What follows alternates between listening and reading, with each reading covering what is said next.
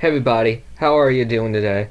Today's going to be the last episode of the Angels in the Hierarchy. I was thinking I would get this video uploaded um Saturday, but I decided to go ahead and upload it Thursday night. So yeah, let's just get started.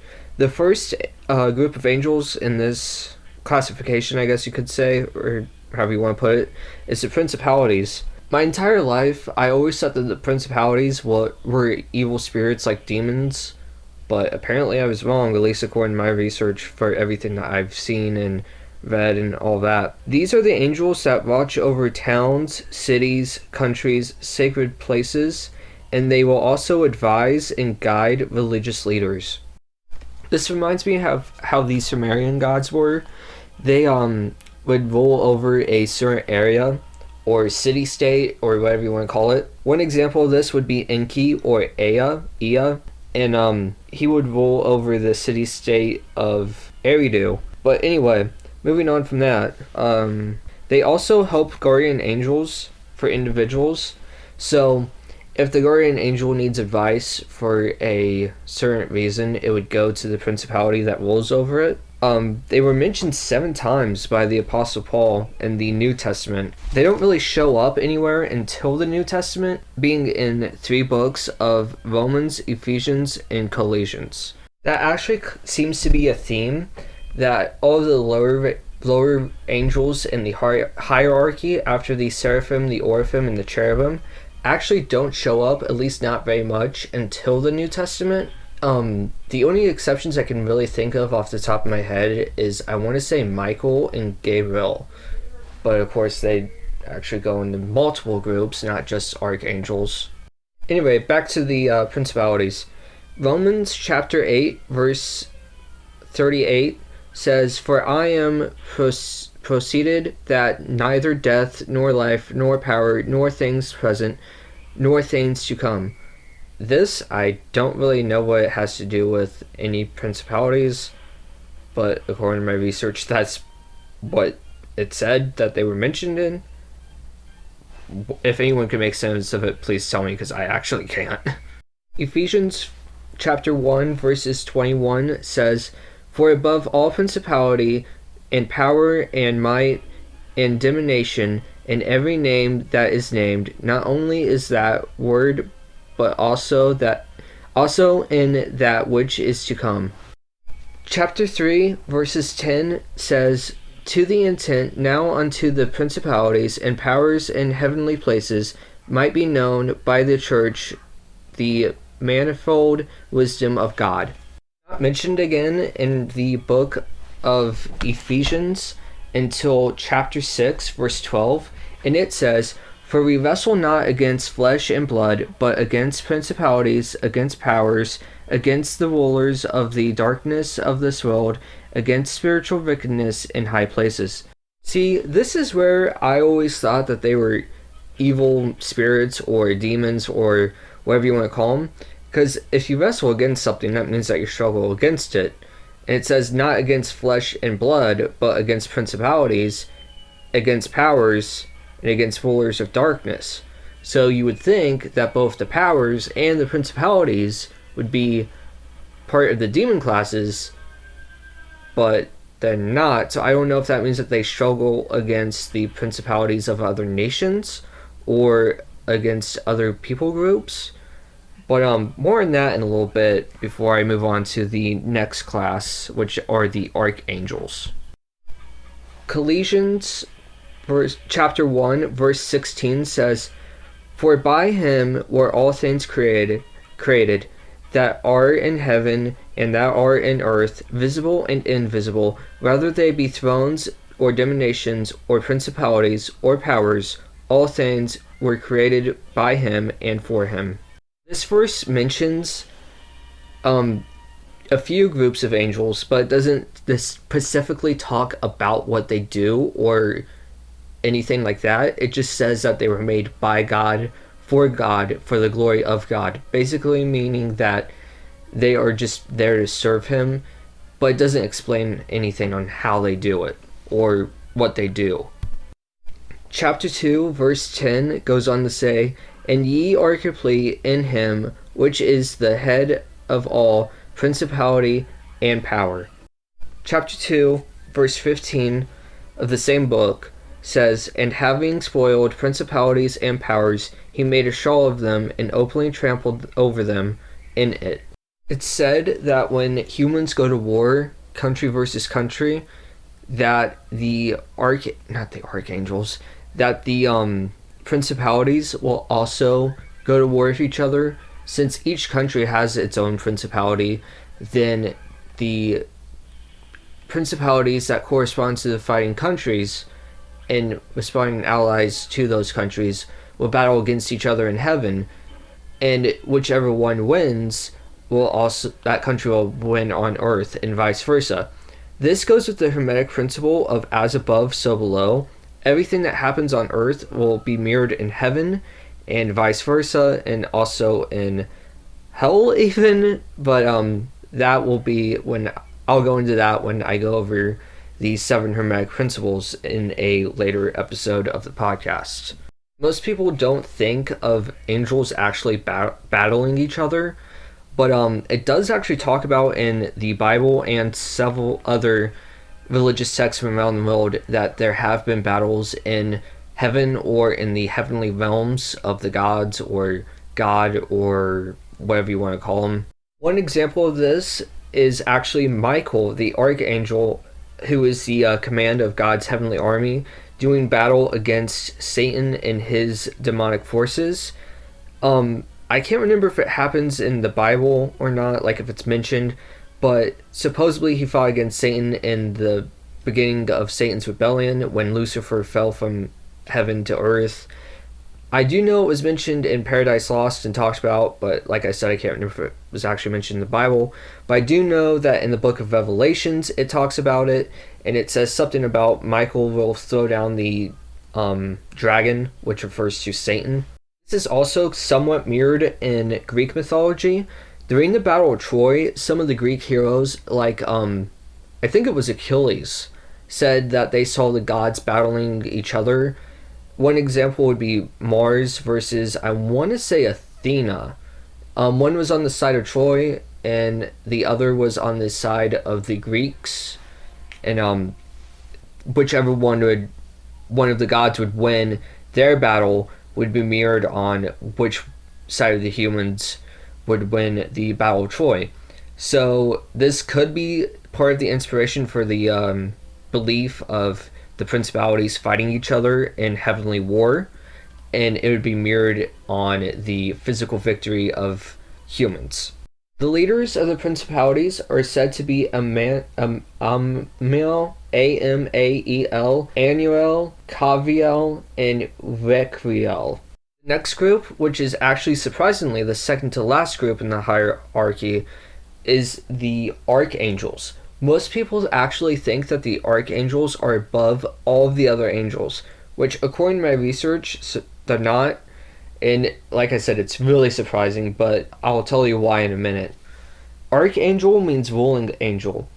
They direct the will of God and even control seasons, movement of the stars, such as the zodiac and the 12 houses of it, waters of the earth, such as lakes, oceans, rivers, and etc. They also can control and influence, or not necessarily control, but directly influence plant life, animal life, as well as humans. They record the deeds of every human in their physical incarnation.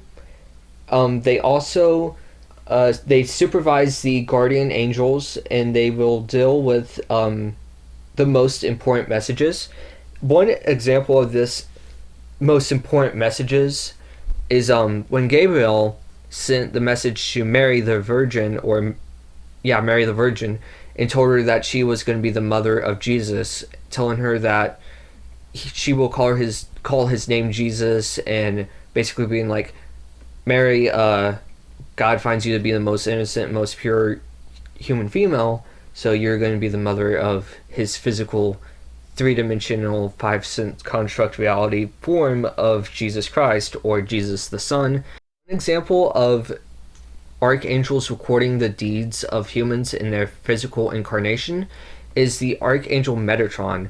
He was the keeper of the Book of Life according to Jewish tradition, and also may have started out as the biblical figure Enoch, which, if I remember right, is the either the grandfather or the great grandfather of Noah of the biblical flood.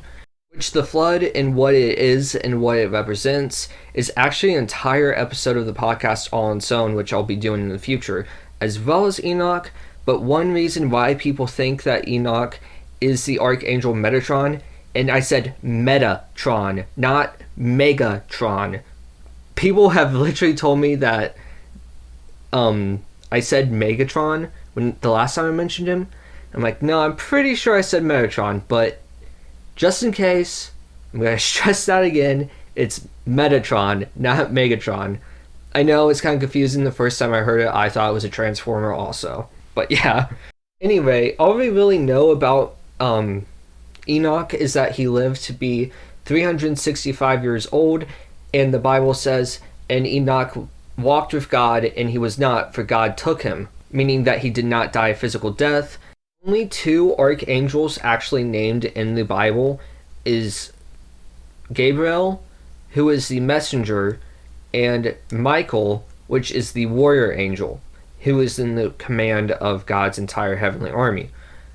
The three main archangels in Christianity are Raphael, Michael, and Gabriel. They make up their own sort of like trinity or triad or triumvirate, whatever you want to call it.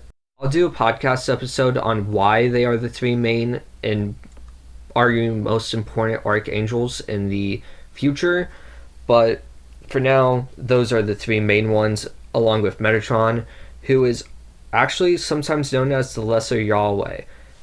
I'll be doing it in his own video, his own episode, so I'm gonna try to stop talking about him so much. He's just so interesting for some reason. I just keep wanting to talk about him tonight. Michael is mentioned in the books of Jude, which is chapter 9, and I'm not going to read that entire chapter because that will take up a while. But Daniel chapter 10 verse 13 says, let's see if I can find it. Okay. But the prince of the kingdom of Persia withstood me on 1 and 20 days, so 21 days. But lo, Michael, one of the chief princes, came to help me, and I remained there with the king of Persia. Revelation chapter 12 verses 7 and 8 says, And there was war in heaven. Michael and his angels fought against the dragon, and the dragon fought and his angels, and prevailed not, neither was their place found any more in heaven. This is when Michael threw Satan out of heaven. Hence the part where it says, and prevailed not, neither was their place found any more in heaven. Are the only mentions of Michael in the canon of the Bible, and the sources I use is the King James Version. So there are some versions that have other books in it, so he might be mentioned more, but for the canon that I've used my entire life, this is what it is. Gabriel is mentioned in the books Daniel and Luke. Daniel chapter 8 verse 16 says, And I heard a man's voice between the banks of the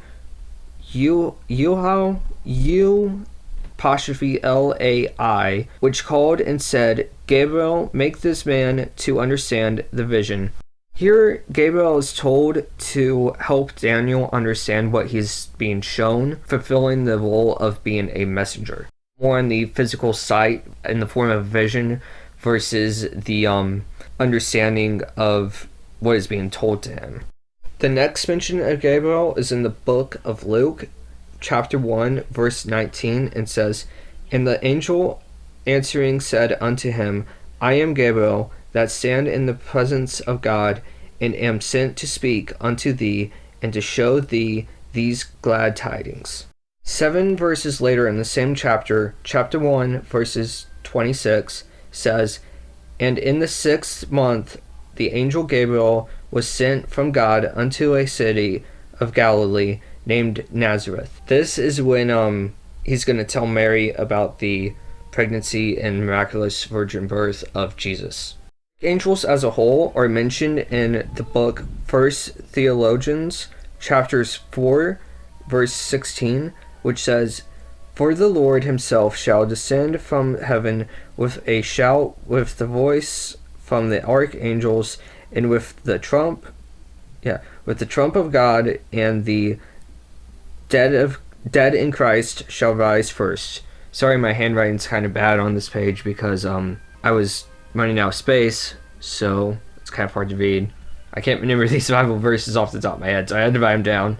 So the last thing I have for archangels right now is why they are so low in the hierarchy. They're the second lowest. You would think that they would be right below God, but the reason why is because the hierarchy is actually based off of how close things are to God and how close they are to humans. If they're closer to humans, they're lower on the hierarchy. This doesn't mean that they're close as in physically closeness or even like friendship or companionship. This is just how much time they spend interacting. So the seraphim, not the Nephilim, that's a completely different subject, I'm sorry. The seraphim, the oraphim, and the cherubim are pretty much always around God, singing his praises or carrying his throne or whatever else. When the archangels are going to be delivering messages, the principalities are going to be watching over countries and cities and all that. And the angels, meaning the lowest of the low that people always think of when they hear the word angel, are going to be delivering messages to people and guarding over them as guardian angels. Which guardian angels is going to be its own separate topic for a episode in the future, but not right away. I'm not going to continue angels for a fourth episode or a fifth episode unless it's just something that's really important. Our guardian angels can come in the future and a later date. Seraphim, oraphim, and cherubim can actually just be seen as almost like a species or a race of angels, and they can take on any role, but it seems that most of the time they just take on their own class. What I mean is that there's really different opinions on the whole entire hierarchy, but I don't know, it's kind of confusing. I don't know why it's set up the way it is, but in my opinion, it's just more of whatever they're best suited for is what rank they got. Now comes the very last group, the angels. This is what people are going to think about when they hear the word angel, but since technically everything is considered an angel or a angelic being, heavenly host, or whatever you want to call it, these are also known as malach in Hebrew, which is spelled M-A-L'-A-K-H.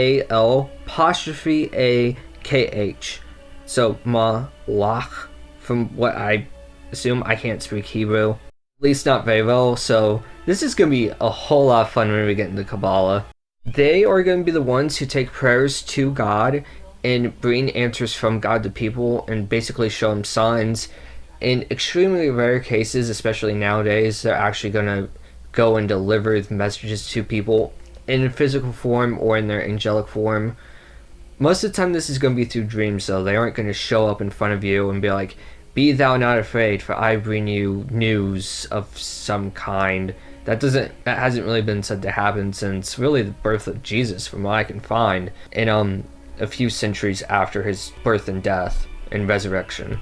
The connection that I see between Hebrew and Christian, I guess I should say Jewish and Christian, and really even Muslim belief of angels and heavenly messengers is the Greek god Hermes and the equivalent of his Roman counterpart Mercury, who takes messages from humans to the gods on Olympus and vice versa.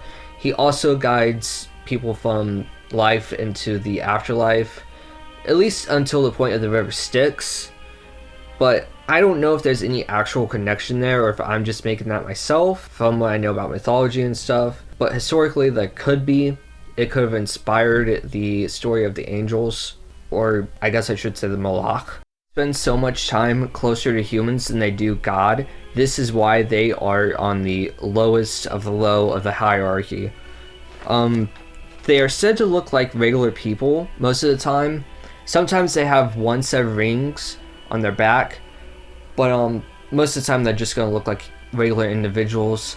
Really, the only way that you can tell is that it says in the Bible that they are basically pure, like you can see the pureness of them. Most of the time, the only one who actually knows that they're angels is going to be the one receiving the message, and other people aren't going to know. One example of this is in the story of Sodom and Gomorrah, when I can't remember the character's Lot. Yeah, Lot knows that his visitors are angels. I don't know if he's seen them before or if he's just able to tell. It doesn't really say in the text. But the people of the village, they're like, oh, these people are so attractive. Bring them unto us so we can do what we want, if you know what I'm saying. But they don't know that they're angels. So yeah, I think that's really all I have for this episode, and really the hierarchy of angels, at least for now. I might come back and revisit each group, such as archangels, seraphim, and whatnot, in their own podcast episode, if I can find enough information about them to actually make a full episode. But yeah, thanks for listening. And in some news, I am going to be doing a live stream on Saturday, either at 7 p.m. or 8 p.m. live stream on YouTube, where I'm going to be answering any questions that people have so far, any comments, concerns, or if you just want to give me ideas for future episodes or whatever, just kind of get some feedback from people. So please stay tuned for that. If you have any questions and you don't have time to watch the live stream, you can either message me on Instagram, Facebook, Twitter, or just leave comments on my YouTube videos. If you know me in person, you can always just come up to me, like at work, and just tell me a question you have, and I'll write it down, and I'll try to find the answer and tell you on the live stream, or write it down and give it to me, or whatever. So yeah, thanks and have a good night. Bye.